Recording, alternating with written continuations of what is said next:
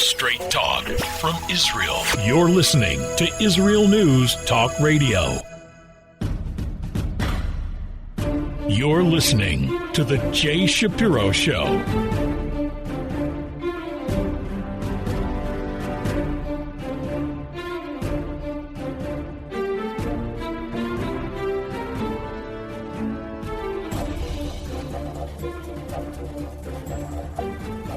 Hello again. This is Jay Shapiro. Thanks for listening. This program, which is aired only once a week, is not a news program, but rather a commentary on the news in Israel and in the Jewish world. I try to find items that are generally under the radar in the sense that they provide background color to the happenings that do grab the headlines. In order to prepare the program every week, I read newspapers, magazines, I go to the internet, and I seek items that are essentially off the beaten track and should be of interest to the listeners. This week, almost everything I reviewed was in some way related to coronavirus. It was the kind of information that listeners could get from other sources, and it was somewhat frustrating.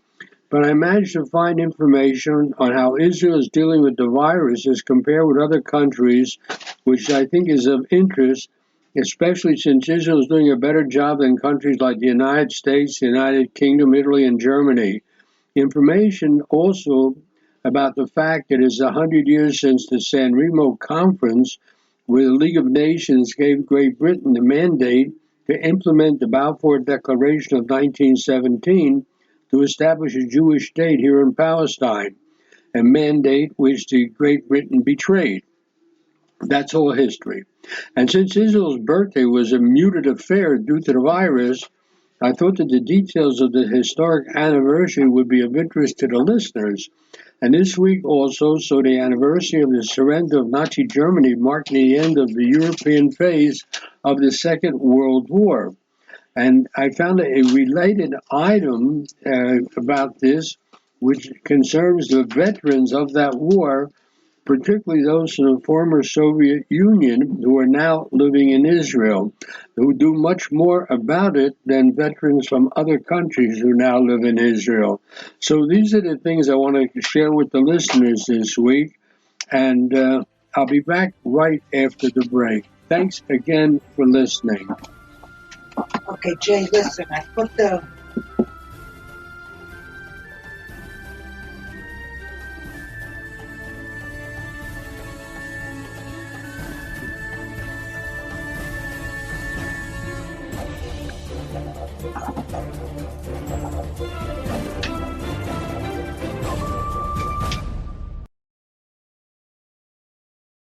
Always challenging the status quo.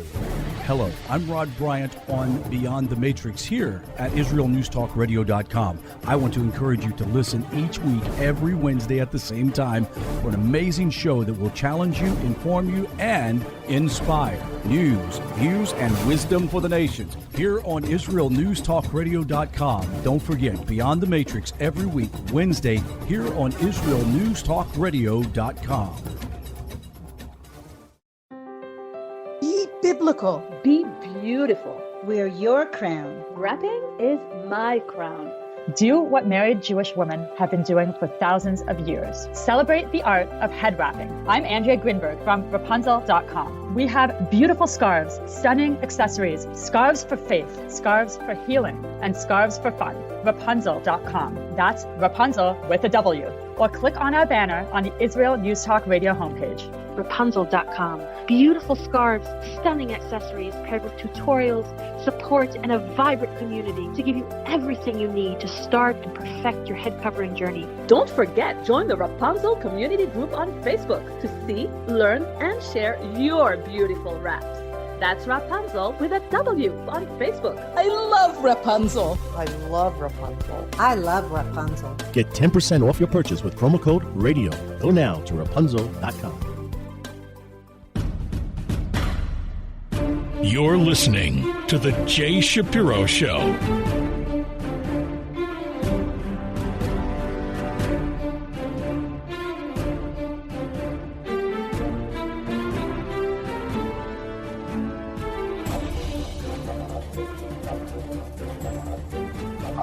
Because of the coronavirus, a few very important dates slipped under the radar in the last 2 weeks, and I want to speak about them. We can ask ourselves an interesting question. Are we celebrating the 72 years of Israel independence, or are we celebrating 100 years? The answer is both. On Wednesday, the 5th of Iyar on the Hebrew calendar, Israel celebrated its 72nd birthday, the day that David Ben-Gurion declared Israel's independence, which was recognized immediately by the American President Harry Truman, just 11 minutes later. That's an important date, and it sort of slipped by this year, but I want to relate to it. As momentous an occasion as that was, an argument can be made that was the 5th of Iyar, 28 years earlier, in 1920, that the Zionist movement marked its original Independence Day. And that year, the 5th of Iyar, coincided with April the 25th, the date in which the victorious Allied powers of World War I convened a conference in San Remo, Italy, to discuss how to keep the peace while dividing up the Middle East. Britain received a mandate for Palestine that instructed the United Kingdom to implement the Balfour Declaration, its commitment to establish a Jewish state in the region known then as Palestine, which at that time included both modern-day Israel and Jordan.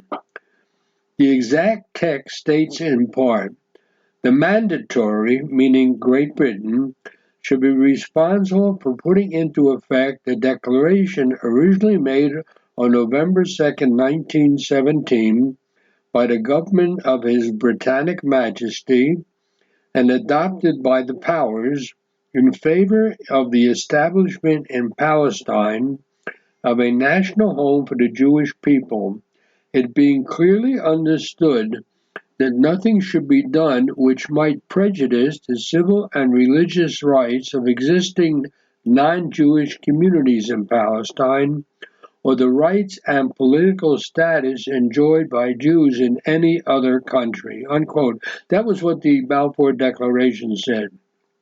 So, with all due respect to 1948, the San Remo Conference of 1920 guaranteed a Jewish state with the force of international law and with the recognition of political superpowers.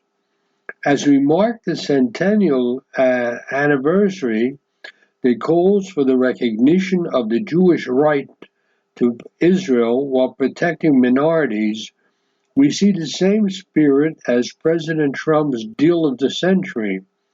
The time has come, I believe, for us to recognize both plans as foundational moments in the Zionist movement.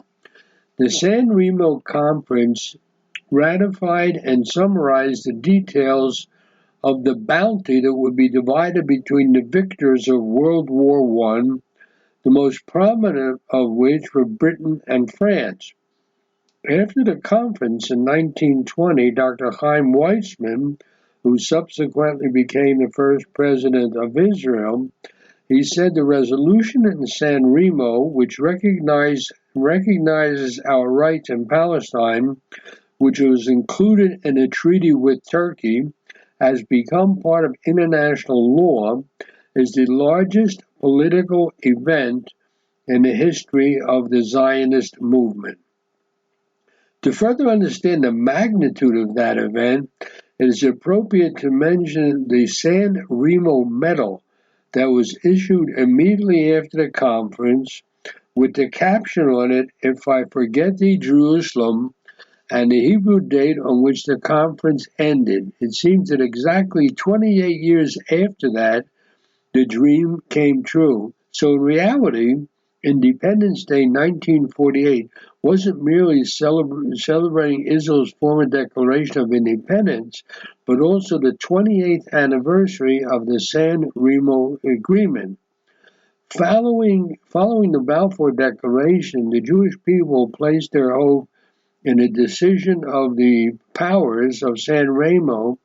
Later on in the pronouncement of Winston Churchill, and then we celebrated on November 29, 1947, with the proclamation of the League of Nations.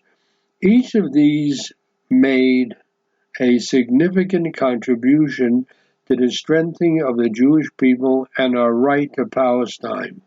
Now, we have this new thing, which is President Trump's deal of the century. It must be seen in the same light. The world's largest and most influential power, the United States, has recognized the Jewish people's right to the land of Israel. The San Remo Accords of 1920 referred to the preservation of religious and civil rights of Arabs living in Palestine, but there was no reference to national rights of anyone except the Jewish people. Similarly, I believe President Trump understands the reality that has been imposed upon us and the many years of delegitimization, violence, and hostility toward us, and therefore Trump added a recognition of Israeli national rights as well. We must understand and internalize the magnitude of this moment. 100 years later, we have the right to set our own boundaries. Trump is facilitating the implementation of the decisions of the San Remo Conference and is recognizing the implication of that conference on international law and the rights of our land.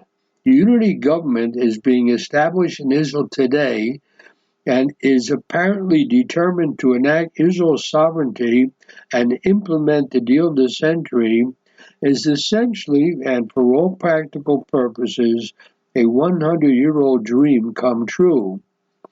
Perhaps if we better understood the significance of the San Remo Conference of 100 years ago, we would better appreciate Trump's deal of the century and work more vigorously to bring it to fruition. I think that is quite important. So this sort of got under the radar because we've been caught up with the coronavirus, and our Independence Day was not celebrated in the usual way.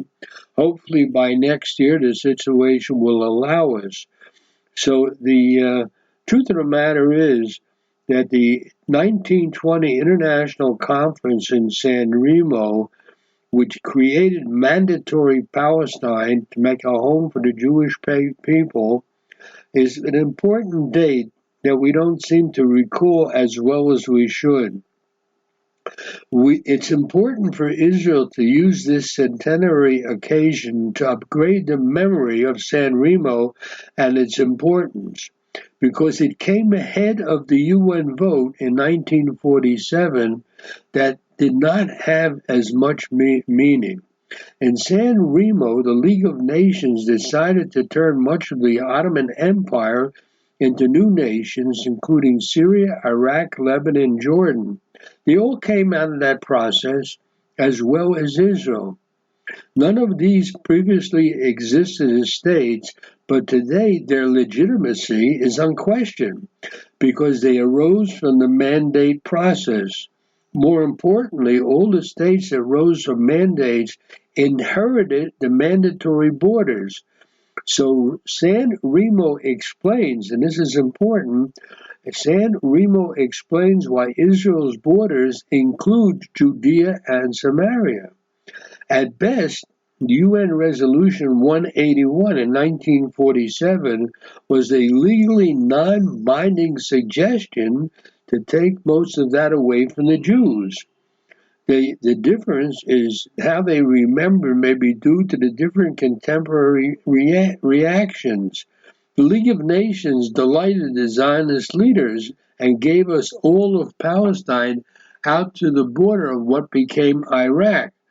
The 1947 the declaration by the UN essentially cut that area down and divided up what was supposed to be the Jewish state into a Jewish state, an Arab state, and an international city of Jerusalem. In other words, the UN resolution of 1947 cut down the League of Nations resolution of 1920.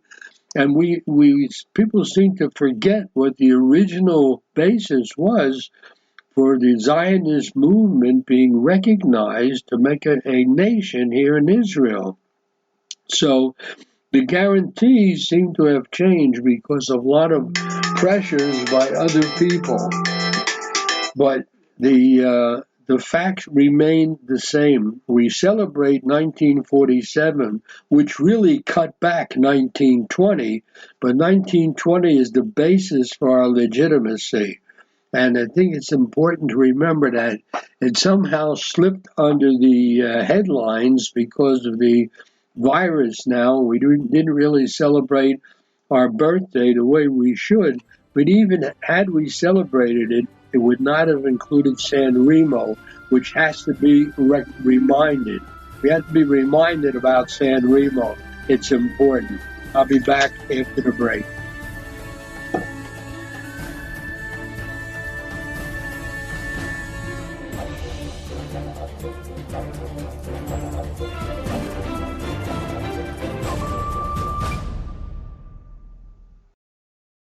Shalom, everybody. Making a difference often takes just one moment and one person at a time. I am Orly Benny Davis, your show host on Israel News Talk Radios from Jerusalem with Love. You'll be hearing people talking about politics, religion, social issues, and making a better tomorrow. Join me, Orly Benny Davis, for God and Country. From Jerusalem with Love. Wednesdays on Israel News Talk Radio. You're listening to The Jay Shapiro Show.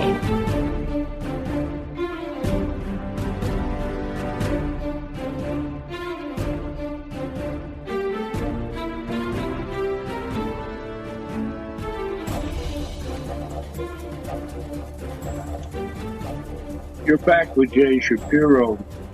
Since the coronavirus is occupying the attention of just about everybody in the world, I want to make a few comments about how it's being handled by Israel compared to other Western countries. The coronavirus is one of the gravest crises humanity has experienced since the end of World War II. The last big epidemic was 100 years ago at the end of World War I. I remember my grandparents telling me about it. By mid-April of this year, more than 2.2 million people have been infected and roughly 150,000 have died. The severity of the crisis not only due to the number of people who have been infected, but it's also to the economic consequences of the outbreak. For example, in America today, the unemployment rate is pretty much the same as it was during the Great Depression at the beginning of the 1930s. Yet as many states are handling it, it is a security threat, and the various countries are executing extraordinary measures to confront the epidemic, while at the same time not losing any of their own security defenses, particularly a country like Israel, which is in a dangerous part of the world. And while fighting the coronavirus, we can't let our defenses down about what's happening around us. So every country is looking at this differently in terms of the time it took for each leadership to realize the virus posed a security threat, and then the measures that are taken to curb the spread of the virus. Now let's look at the West. Now in Germany and Italy, only after the first death in the country had occurred did the various governments begin to realize that the coronavirus possesses a threat. In Germany, when the country's first case of infection was discovered on January 27th, the government believed that there was a very low likelihood that the virus would spread there. So at that time, the German health minister stated that the government took the issue very seriously and that there was no reason for the German people to panic. Moreover, the German government felt that there was no need to take substantial steps to combat the spread of the virus. For example, they didn't close the borders and they didn't ban flights between Germany and China. The beginning, the German government said that such measures would be disproportionate and inappropriate. That, of course, was a mistake.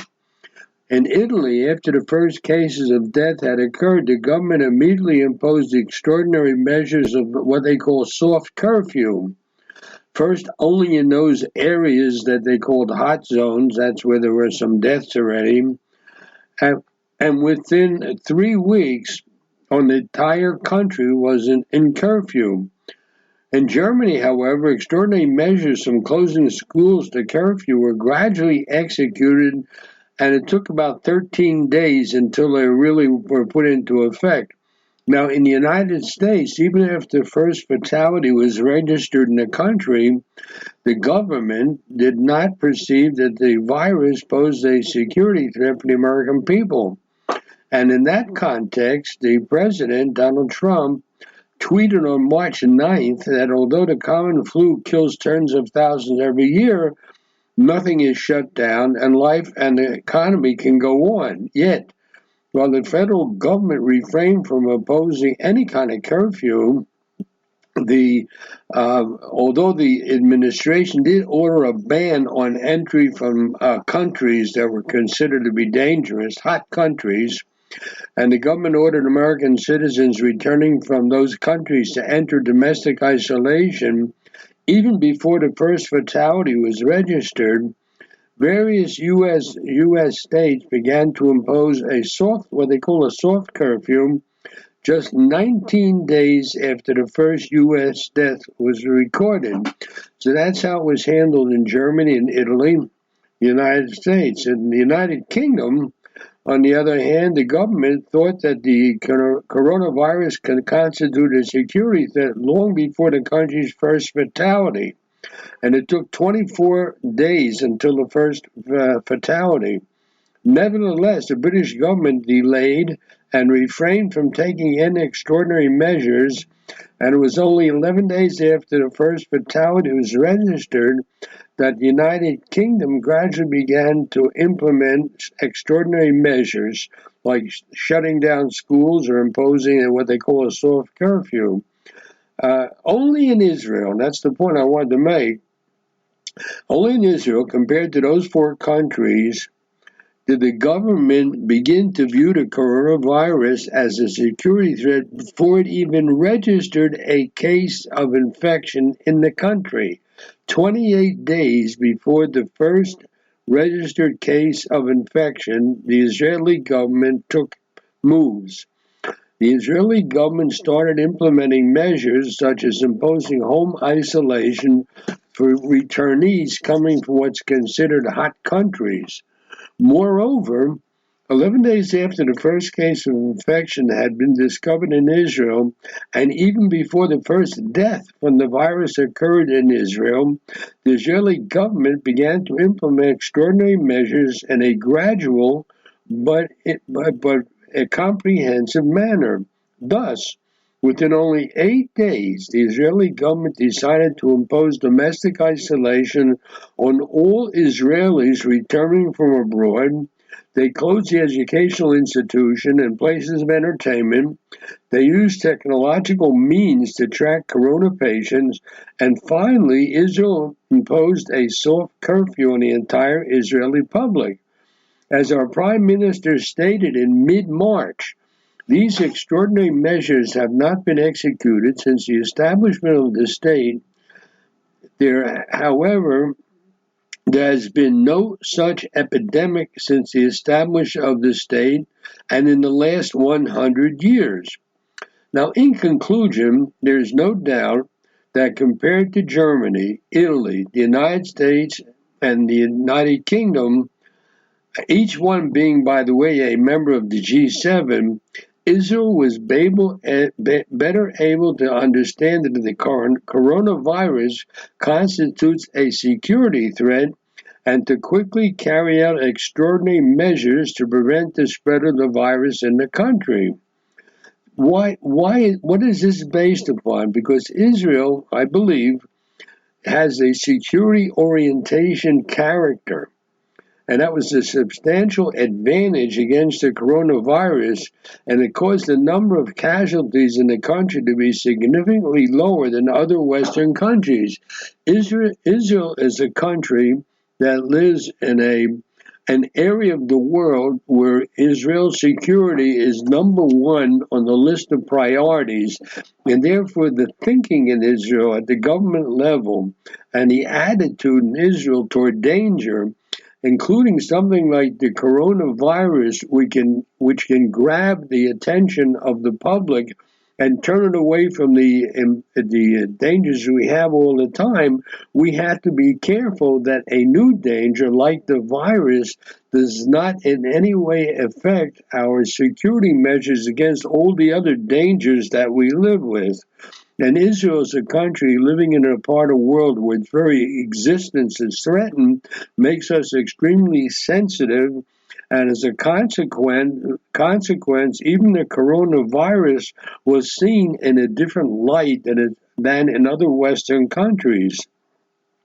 And in that respect, as of mid-April, while the fatality rate from the coronavirus was something like 49 people per million in Germany, 105 people per million in the United States, 215 people per million in the United Kingdom, and 367 people per million in Italy, the number in Israel was 17 per million, much less than all the others. Hence, it is not surprising that during the current crisis, many people around the world would have preferred to be in Israel, a country that knows how to handle security challenges probably better than any other country. We are more sensitive. And as a matter of fact, one of the things that Israel did was to send planes to bring Israelis back for many other parts of the world, to bring them back to Israel at no cost. In essence, the Israeli government, along with the Israeli health system, deserve all the compliments for coping against the coronavirus. So the truth of the matter is, as far as this threat is concerned, Israel citizenry have a cause for pride.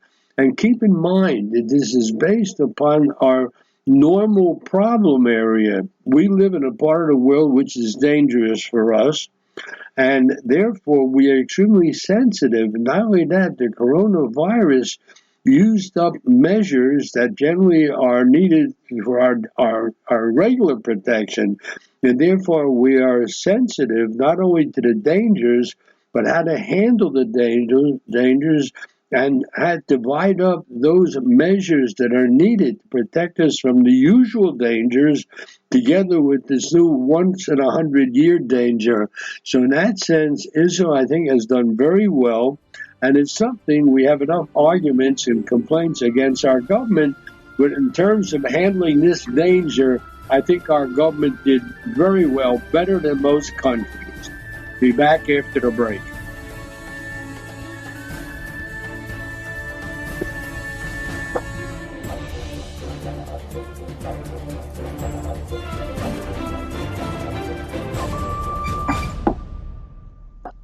You're listening to Israel News Talk Radio.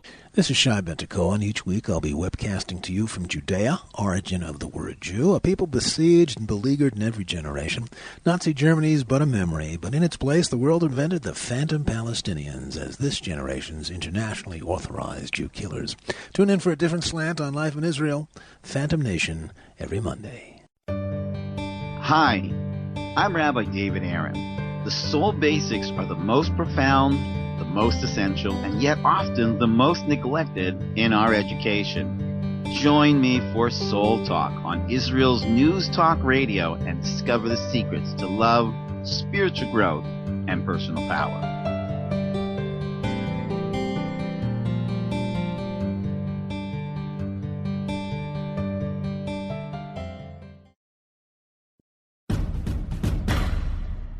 You're listening to The Jay Shapiro Show.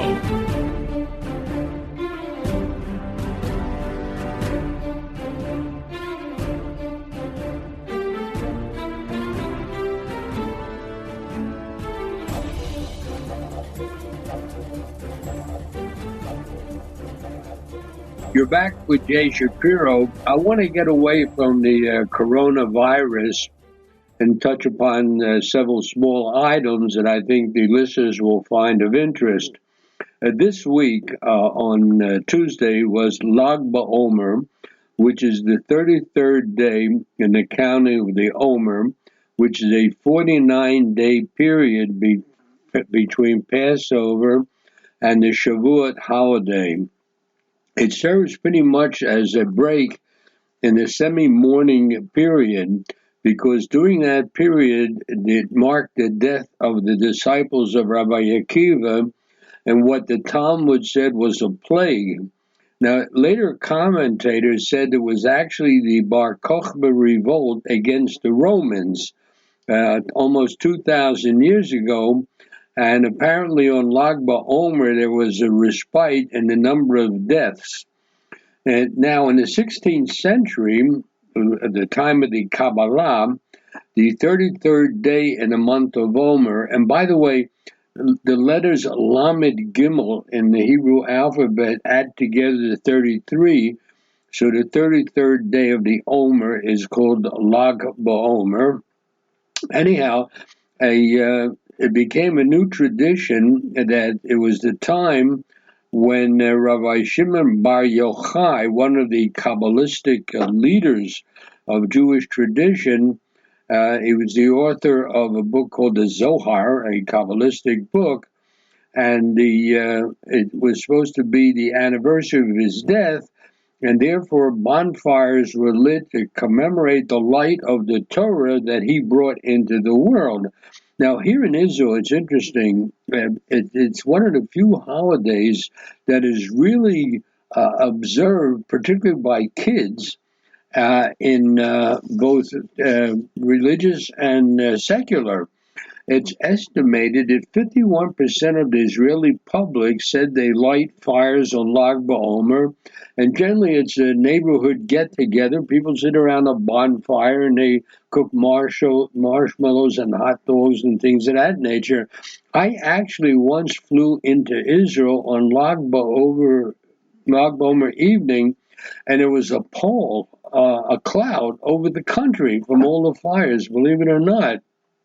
So the cabinet last week banned all bonfires throughout the country, with the exception of 3 that were at the tomb of Rabbi Shimon Bar Yochai in Meron. That's the traditional place. As a general rule, about 250,000 people gather there to celebrate the anniversary of the death of Shimon Bar Yochai, a Talmudic sage.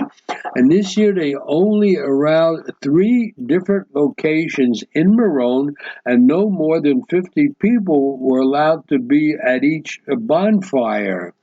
So it was a big dampen on the general spirit. By the way, historically, 3 years ago, the holiday fell on a Saturday night, which meant that traditional bonfires would be held in Meron, and they were afraid that people would violate the Sabbath preparing for it, so they moved it to the next night.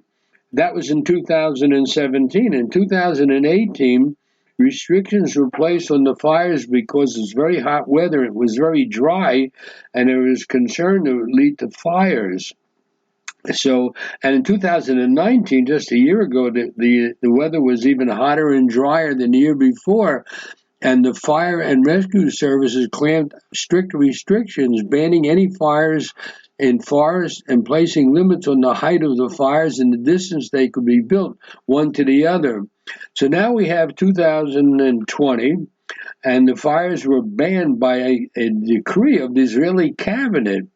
So it created a situation where people may be starting to get used to the idea that once very Israeli tradition, burning bonfires on Lag BaOmer, may be in the process of being phased out. An article was written about that recently in the Jerusalem Post. So the secular interest on the Bar Kokhba revolution, which was an important part of the Zionist ethos, was so the secular Zionists looked upon it as a great occasion, because that's when the Jews rose up against the Roman dictatorship, and the Orthodox Jews put as the yahrzeit the celebration, actually, of the death of Rabbi Shimon Bar Yochai. It's considered a celebration because he was such a spiritual person, and he returned his soul to heaven. So, as I said, 51% of the Israeli Jewish public said they light fires on Lag BaOmer, but this year it's not happening. The question is, will this essentially reduce the emphasis on this day?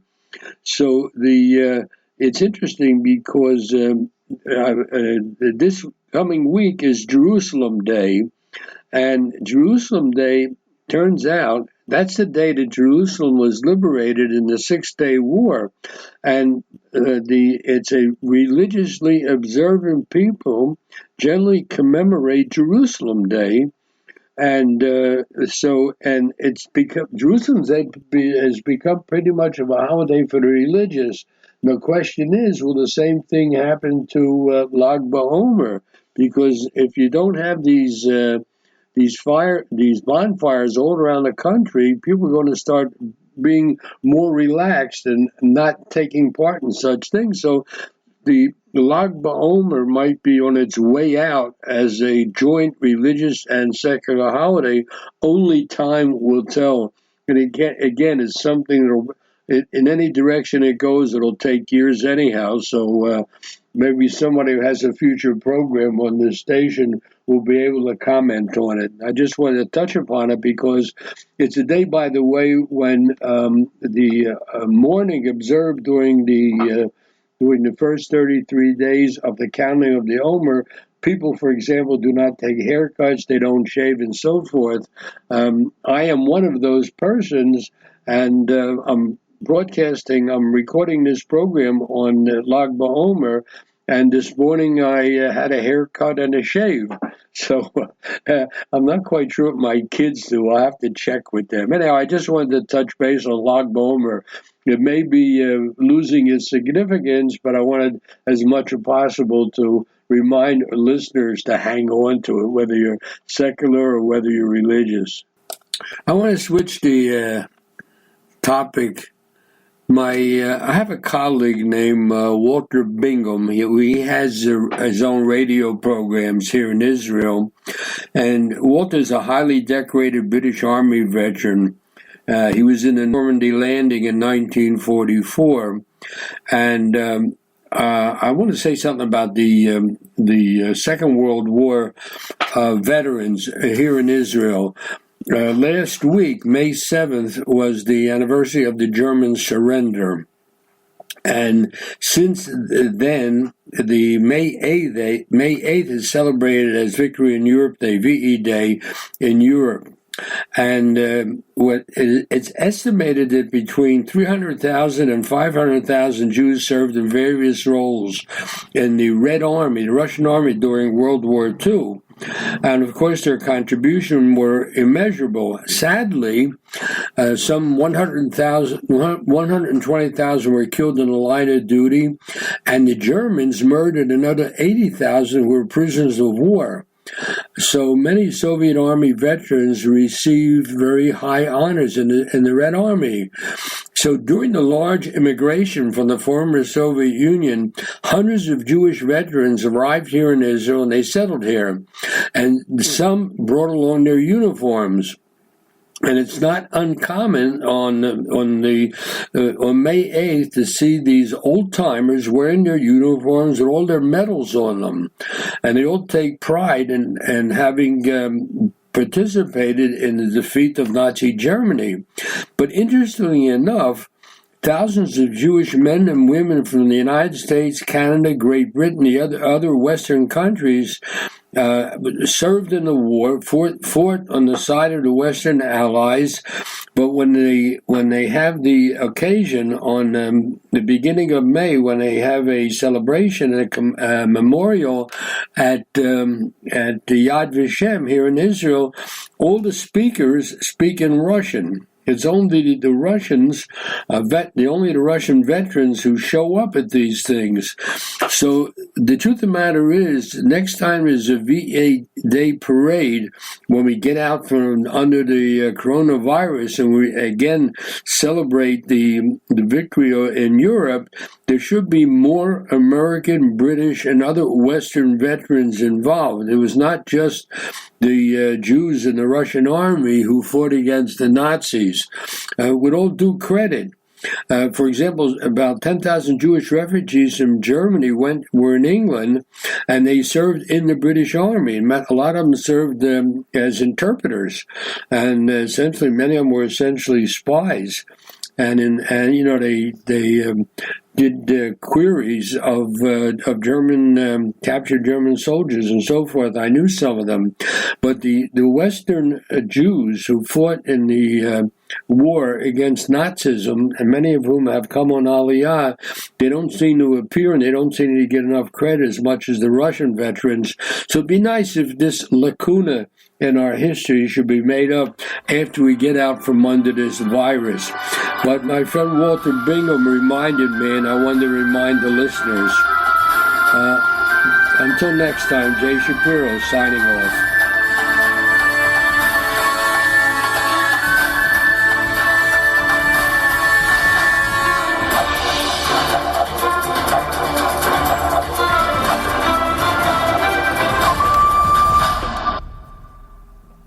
Israel News Talk Radio's chat room. Just click the orange button at the top of the IsraelNewsTalkRadio.home page, log in as yourself or an anonymous guest, and join in on the fun.